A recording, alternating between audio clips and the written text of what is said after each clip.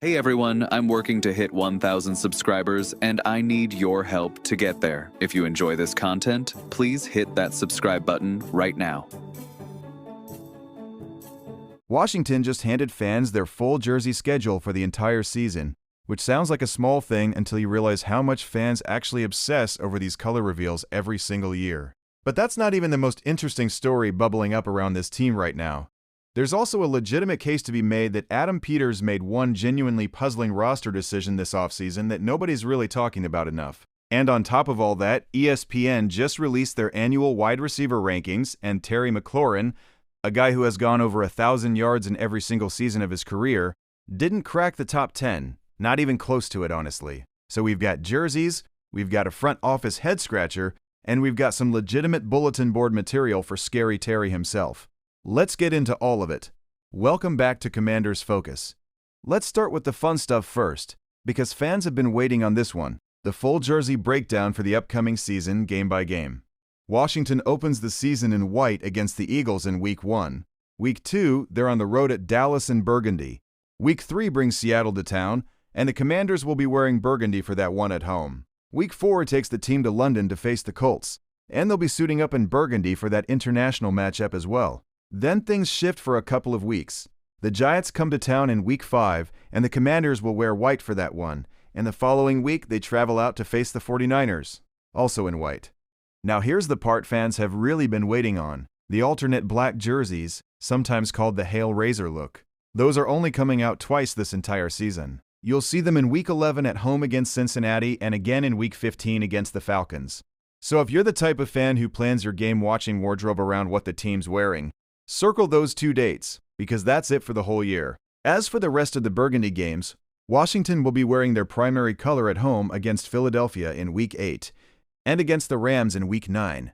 Then it's a road trip to face the Giants in Week 10 in burgundy as well, followed by matchups against Houston, Minnesota, and Dallas in Weeks 14, 16, and 18, all in burgundy. Rounding out the white jerseys, after that 49ers game in Week 6, you'll see white again in Week 12, against Arizona, on the road in Week 13 against Tennessee, and then in Week 17 to close out the regular season against Jacksonville, which everybody's hoping ends up being nothing more than a tune-up game before a real playoff run begins. All right, jerseys are out of the way. Now let's talk about something a little more substantial, because it's officially that time of year where every outlet is putting together their off-season recap content. And one question that keeps coming up in conversations about this team is simple. What was the single most puzzling move Adam Peters made this offseason? And there's a strong case that the answer is releasing center Tyler Biadasz without bringing in anybody to actually replace him. Think about the logic here for a second. Washington drafted a center this offseason, sure, but the actual plan for replacing a starting caliber veteran appears to be handing the job to Nick Allegretti. And look, Allegretti's not nothing. He's played some center before, he's got a championship pedigree from his time in Kansas City, and he's a versatile lineman who can handle multiple spots up front. But letting go of Biadasz still feels like a classic case of fixing something that wasn't actually broken. Look at what Biadasz actually put on tape last year.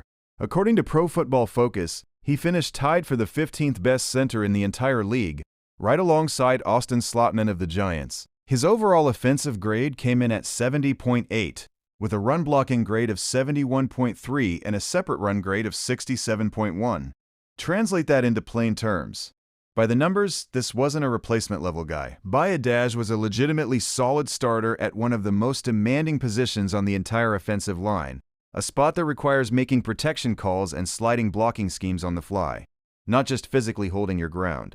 Now, to be fair, Washington reportedly made a run at Baltimore's Tyler Linderbaum before he ultimately re-signed with the Ravens, which most people around the league expected to happen anyway.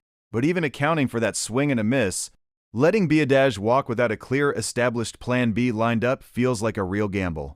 If that Plan B genuinely is Nick Allegretti stepping into a full-time starting center role, that's a significant bet to be making on a guy who's spent most of his career as a versatile depth piece rather than an entrenched starter. Maybe it works out fine. Time will tell. But it's hard not to look at this move and wonder if Washington created a problem at a critical position that simply didn't need to exist. Alright, now let's get to the story that's going to have Commanders fans fired up, because it involves some legitimate disrespect toward Terry McLaurin. It's officially list season around the league, which means ESPN just dropped their annual top wide receiver rankings, courtesy of Jeremy Fowler, who genuinely does his homework and knows this stuff inside and out.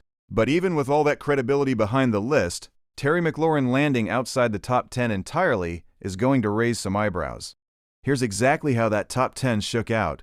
Jamar Chase at number 1, Justin Jefferson at 2, Jackson Smith-Njigba at 3, Puka Nacua at 4, Amon-Ra St. Brown at 5, CeeDee Lamb at 6, George Pickens at 7, Nico Collins at 8, A.J. Brown at 9, and Devontae Adams rounding out the top 10.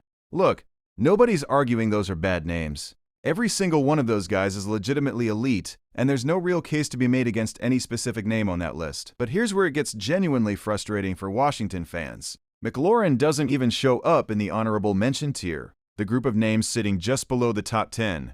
That group includes Malik Nabers, Mike Evans, Zay Flowers, Tyreek Hill, Drake London, and Jameson Williams. And that's a real head-scratcher, especially when you consider that Malik Nabers dealt with injuries for a chunk of last season. These rankings are supposed to represent a snapshot of where a player stands right now, which is exactly why Jayden Daniels himself got ranked so low a year ago, after battling through injuries of his own. So if injury-affected seasons are being factored in for some players, it's fair to ask why McLaurin isn't getting that same benefit of the doubt.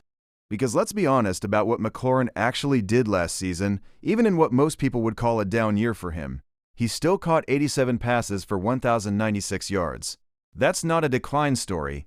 That's a receiver who has now gone over 1,000 receiving yards in every single season of his career, playing through a year where his own quarterback was banged up for stretches of the season too. Is it possible McLaurin got ranked a touch too low here?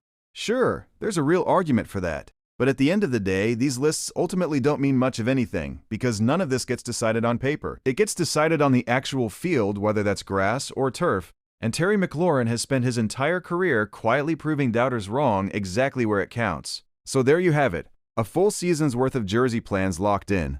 A real conversation to be had about whether Washington's offensive line took an unnecessary risk at center, and some legitimate motivation sitting on Terry McLaurin's desk heading into training camp.